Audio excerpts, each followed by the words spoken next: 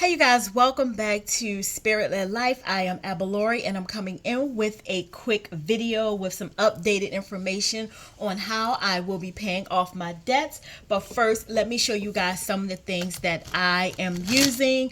I have my pens here and highlighter. I have my planner here because sometimes I go in and make sure that I've updated my work calendar and try to coincide with my budget.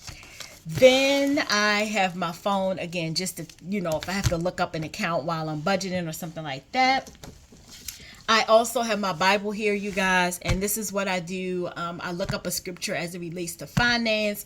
I read the scripture, I pray on it, and yeah, it's been working for me. And then the last thing is, in the midst of me doing my budgeting, if it's something that I'm coming across, I'm having some feelings or some thoughts, I'll go ahead and write that in my journal, and then after everything is done, I'll go back and review that just to see how I was feeling. If it's something I was sad about, I wasn't happy about, things that I need to make progress on, I can kind of go back and reflect, and then I'll write a reflective response of how I'm going to work things out.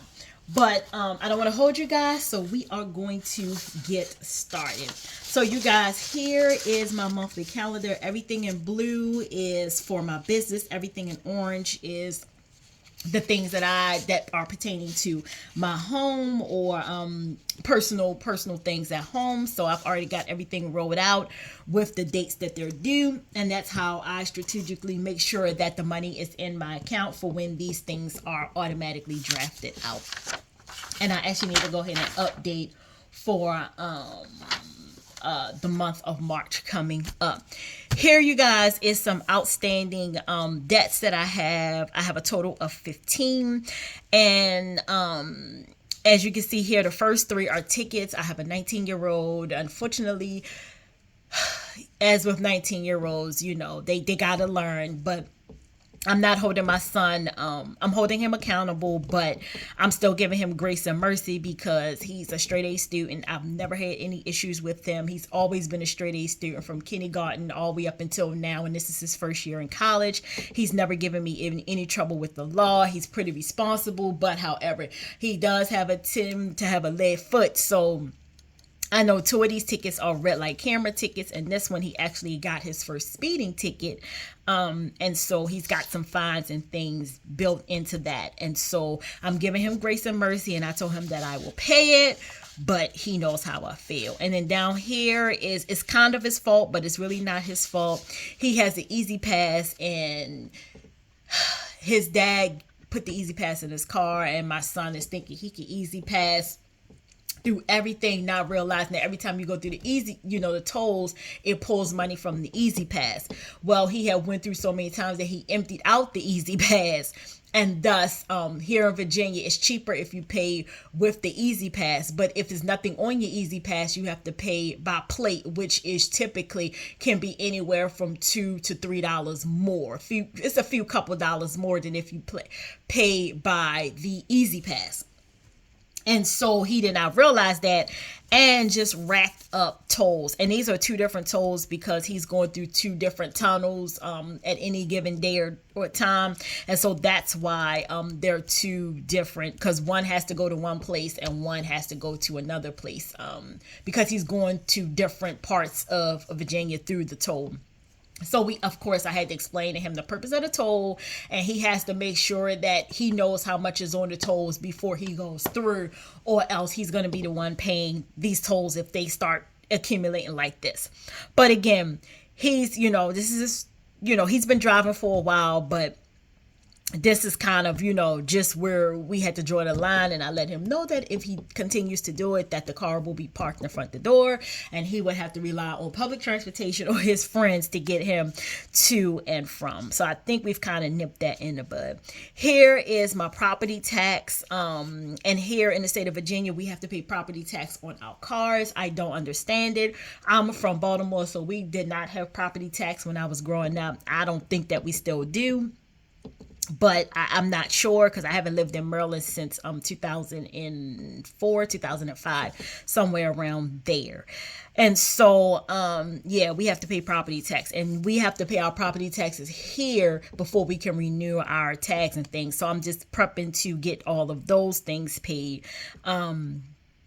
So that we can renew our tags and stuff in the next couple weeks. And then I have a dental bill and some medical bills, as you can see. And then my homeowners association fee is here.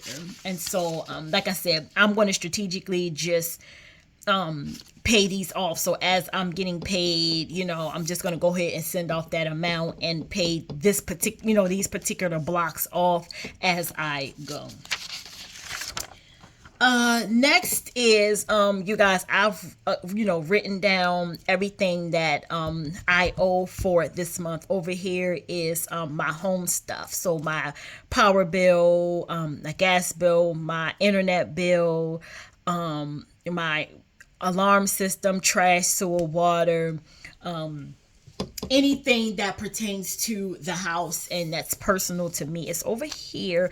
Acellus is my younger brother is homeschooled, and so we do pay kind of sort of like a tuition every month for him to be homeschooled.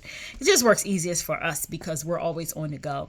Over here is my credit cards and some loans that I have, and these are like the amounts that I have to pay, for the month. And so, yeah, I'm going to be, is this right? Yeah. So I'm going to be, paying these things off strategically.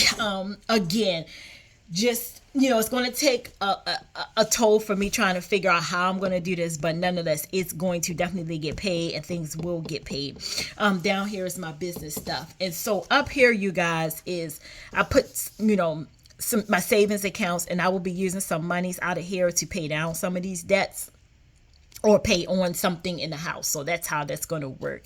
And over here is, if you guys don't know, I work, I'm a nurse, and so I work PRN as needed. Pretty much I make my own schedule. I don't have any shortages of getting hours or work or anything like that.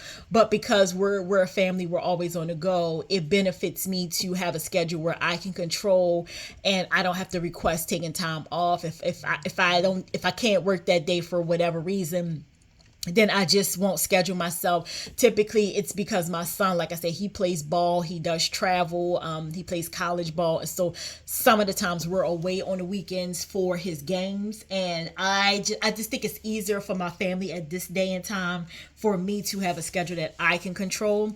And with that being said, the agency positions and the one center that I work for, we have a choice of getting paid weekly. The center that I work for is a rehab center, and we get paid every 2 weeks. So that's standing. But however, within that rehab system, we have a system where we can choose to get some monies early and then have the rest paid out in our bi-weekly paycheck, which definitely works for me. And then the other 3 jobs that I have, and you guys, the reason why I have so many is because 1 week I work this one week I work that one. It's just the way that I like to always keep a flow of money coming in. And so, with that being said, I get paid weekly, and so that's additional income coming in. And again, there's no shortage in me getting hours for work. I can work as much as I want to work. I can work as less as I want to work. If I want to work 1 day a week, I can. If it's a week where I don't want to go to work, then I won't work. But then I also am putting myself in the space of, if I don't work, then I don't make money. And that's, again, because by choice I choose not to no longer work a full-time job or work in the hospital setting. Much of what I do is home health now, hospice care, and then I also have 2 businesses on the side, and so they're starting to jump up and get pretty busy as well. So I will be counting that income pretty soon. Right now, it's just basically really going into my savings account. But with that being said, every week my goal is to pay off a bill and pay on a bill. And sometimes, depending on how many hours I work, how much money I pull in, I could probably tackle, a couple bills within that week. I will say, the one agency that I work for that I make the most as a nurse, because I do work the floor at night for them, that's the one that I will be using to pay my mortgage with, because I make more money with them when I work my set number of days. So when I work with them, that's strategically going to be going towards my mortgage, and everything else will be divvied upon my house bills and the things that I owe. And so, yeah, I don't think that my debt is terribly. I've seen people in worse debt. I will say a lot of my stuff is just outstanding debts that I need to pay. Once everything is paid off, the only thing that I foresee me having would be my mortgage and my student loan, and maybe my car note. The car that I have now, realistically, it's my son's car. He had a car, and it went up just right around the time that he graduated last year from high school. And so I decided to go ahead and get a newer car and give it to him. And this car is intended to carry him through college. It's a Honda Accord. It's a 2020. It's either 2021 or 2022, and so I do have a car note on that. But the plan is to pay that outright by the end of the year, or at least have it paid off by the beginning of next year. And then he'll be free and clear. And like I told him, that's his car that'll carry him through college, God willing. And once he graduates, he can either keep the car or, but whatever he chooses to do. But I've got the car covered for him at least until he finishes his 4 years of college. And hopefully he'll learn that, having a car note is not always ideal, but, I just want him to have something reliable. Most of the time I'm working from home, so if I need to use the car, I can. However, as I told you guys just a few minutes ago, my mom passed, and so now I have her SUV, and thank God it's paid for. I don't have a payment on it. It's still running like new. It's about 7 or 8 years old, and it still purrs like it's new. Knock on wood. And so I've taken over the registration and things for that, and she didn't have a car note. It was paid off, and so thank God that I don't have to go out here and purchase another car, because that one, unfortunately, the way that it came to me, nonetheless, it's still a blessing in disguise at how I acquired this car, because prior to her passing, I did tell her that I was thinking about getting a new car since my son was using the car that I had purchased. But with that being said, you guys, I'm going to get out here, but I'm going to fine tune this. I'm going to see how it does, because what I forgot to write down is I do pay my tithes weekly. So what I do is I'll add up all of my money that I get for the week, and off of that, I'll go ahead and send in my 10%. And that's how I pay my tithes. I may either choose to continue to pay them weekly, or I just might set the money aside and pay it once a month. Just continue to add up everything. And then at the end of the month, just, send off the money to my church and pay my tithes that way.